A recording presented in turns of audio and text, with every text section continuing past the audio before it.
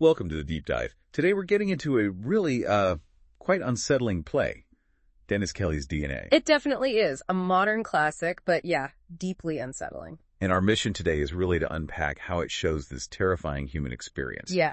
Where morals just seem to break down, innocence gets corrupted. And that sort of casual nature of evil that Kelly portrays so chillingly. Exactly. So we'll be looking at the play structure, the settings, those woods especially, and how that casualness you mentioned comes through. Yeah. And of course, guilt, or often the lack of it. Yeah, the guilt aspect is huge. Okay, so let's dive in. You mentioned the unsettling nature, and the play just throws you right in, doesn't it? This really rapid, almost frictionless descent into amorality. It's incredibly fast. It is. The structure Kelly uses, it's fragmented, kind of episodic. Right. And that itself mirrors the group's morality just splintering apart. It's like these short, sharp shocks. There's no pause for breath, really, no time for them, or even us as the audience to properly reflect. It just keeps coming. Relentless is a good word for it. And the settings, like you mentioned, the woods. Yeah. They really ramp up that unease, don't they? They feel like these sort of liminal spaces, maybe.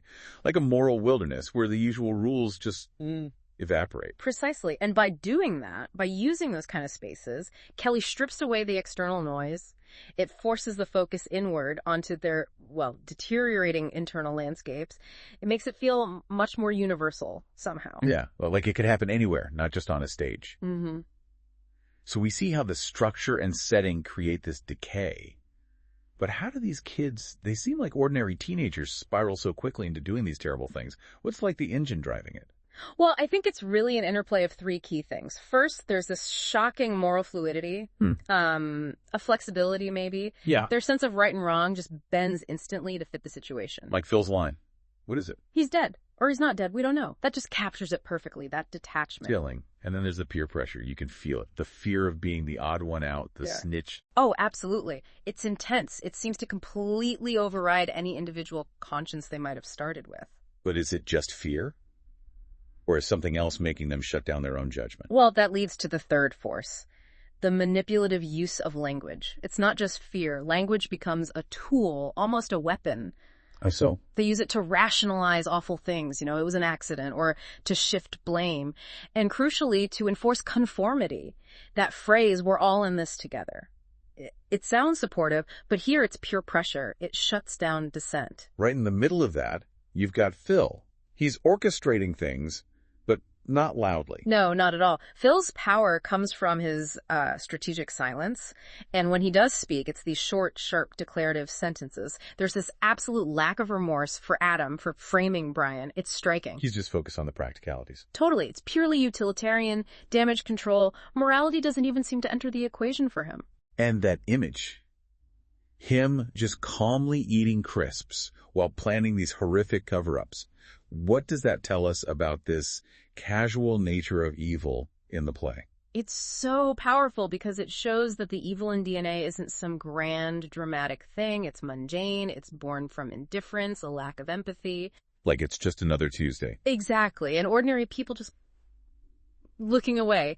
Then you have Kathy saying, I was really happy when talking about torture. It's that same horrifying casualness using everyday language for something monstrous. It magnifies the whole unsettling point. So with all this casual cruelty, where does guilt fit in? Does anyone actually feel it? Oh, guilt is there. It's central, really, but it looks very different in different characters. You take Brian, his guilt is visceral. Yeah, the vomiting, the stuttering. It's a physical manifestation of his torment. Yeah. But the group just crushes it, ruthlessly suppresses it because it's inconvenient. And then the flip side, the total absence of guilt in Phil and Kathy. Yeah. Chilling. It really is. And that absence makes you ask, well, is this kind of detached cruelty just part of being human? Or is it something created by these extreme circumstances? Kelly leaves that disturbingly open. And silence plays a huge role too, doesn't it? What isn't said. Massively important. Phil's silence is about control, power. The group's silence, their collective not speaking about it, that's an active choice. It's suppressing conscience. And Leah. Her monologues just go unheard. Exactly. They highlight her isolation, how futile it is for one person to try and break that cycle when no one's listening. Her words just vanish. The play also tackles scapegoating, but it feels complicated. Adam is the obvious victim, blamed for his own death initially. Yes, he becomes the scapegoat for their initial actions, but when he turns up alive, he threatens their whole story, their fragile little order. So they reject him again to protect themselves. It's not just about blaming him, it's about preserving their lie. And the postman they frame, how is he different? He's more of a strategic victim, isn't he? An external target chosen for purely practical reasons they need someone to pin it on. Adam absorbed the group's internal guilt and fear. The postman is just convenient. It really brings to mind that idea of the banality of evil, like Hannah Arendt talked about.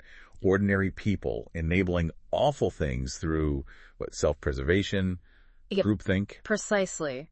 It's that willingness to sacrifice convenient targets to avoid looking at their own role in it all. It shows how you don't need monsters to get monstrous outcomes, just ordinary moral failings amplified by the group. DNA really does feel like a stark warning then. Yeah. Moral responsibility isn't automatic. It's a conscious choice you have to make. Absolutely. And it forces you to confront how everyday weaknesses, like wanting to belong or just deceiving ourselves, can spiral into these extraordinary, terrifying moral catastrophes. It leaves you thinking, doesn't it? How fragile is your own morality when things get tough? What would you actually do when words are all you have, either as a weapon or maybe as a shield?